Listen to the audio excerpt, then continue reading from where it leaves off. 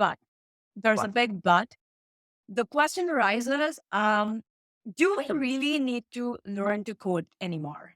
yeah, Right? so a lot of non-technical people. I think this is a fear spread by non-tech people because technical people who have used ChatGPT and AI tools know that how much work is still needed in ChatGPT like systems to Oh, replace developers, right? So only non-tech people are saying that, oh, we don't need to learn coding. This is 2024, and in 5 years, all programmers' jobs will be gone. We will be replaced.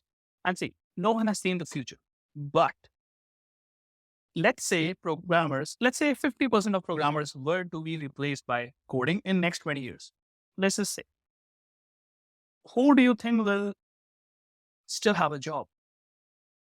The people who just use ChatGPT to create websites, or people who have such good fundamentals and are so good at programming that ChatGPT just acts as a tool for them to be more efficient? What do you think? oh, for sure, the latter. I mean, for sure. There's no doubt about it. The thing is that, Yeah, go.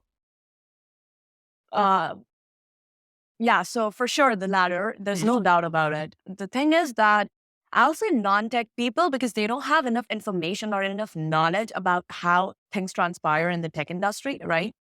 So non-tech people, but also certain beginners in tech or certain even advanced people in tech who are working in tech, but they're fear mongers. They love fear mongering. Why? We see a lot of comments like in our YouTube channel as well, like on our videos where we're trying to explain how, Angular works or Firebase works or whatever, like on our tutorials, we see a lot of comments that, okay, whatever you're doing, you'll be replaced by ChatGPT, in the coming years. But the point is, I mean, as Pam already mentioned, if what you're doing is boilerplate work, what you're doing is like does not entail a lot of like skills, you know, wanted skills that you're making use of. Of course, he'll be replaced. I have an example to give you, and I mean, to my point, people have already started like AI has already started replacing people. But look at the kind of people they're replacing. Look at the jobs that they were doing. So there's this company called Duolingo. There's Yeah, this app Duolingo, that I yeah. use. I know, I'm sure most people are aware of it. Duolingo is an application that you can use to learn languages, right? Not programming languages, different languages like English, French, Spanish, whatnot. So I use that to learn French. So now recently, Duolingo cut 80% of their workforce, right? Because they use AI in the backend now. They use AI in the backend. Absolutely. And that is the reason they were able to replace 80% of their workforce. But if I tell you just this is half information. It's not the full story, right? Which is what a lot of people like to do. But let me tell you the full story, right? The full story is that they replaced their translators. The jobs that went, right, are of translators. So if they had a team of 8 before for translation purposes, right? Translating, let's say Spanish to English or, French to Italian if you're Yeah. someone like if you're Italian and if you're trying to learn So French, right? So that's the kind of job they cut because now they're able to accomplish the same kind of thing from AI with AI, right? Now, and they just need a person who can just check what the AI did. If there are any exactly, mistakes, just read it through. exactly. So I So think if what you're trying to say, if I try to summarize it, it basically means that if your job requires any level of analysis, right, and it's difficult to be replaced, especially if it needs information of previous data.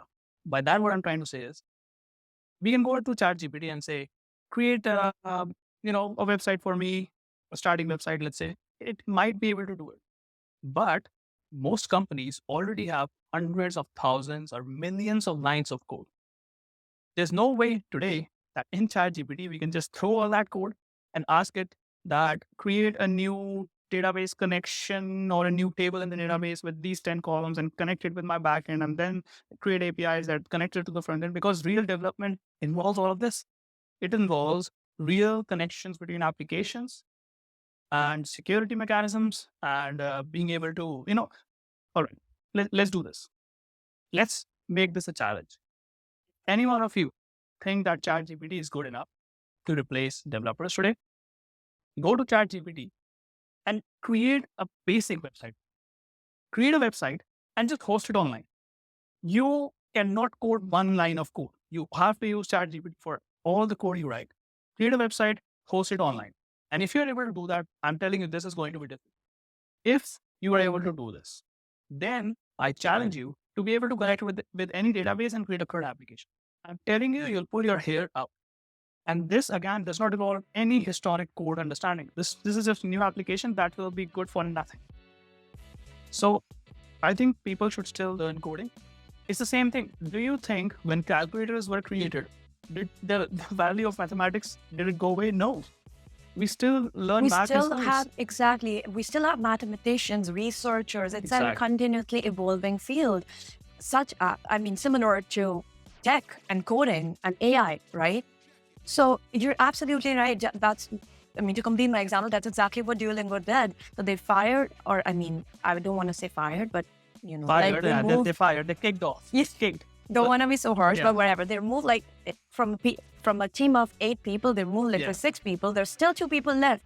We need them because they're specialized in what they do. They just didn't do the basic translation. So we still need them to overlook, to manage the AI.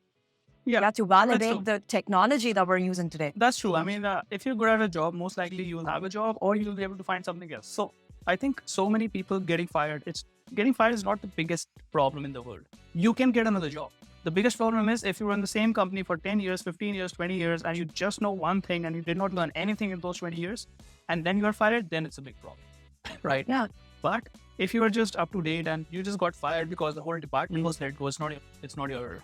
Yeah, sometimes it's tricky, there's a lot of luck involved as well, which is understandable, especially right now, with high interest rates and everything, the economy turmoil that we're in. But anyways, if you're at a company for 20 years and all you can do is write a for loop and you don't know anything else, you can't say that you're a coder, right? You can't really say that.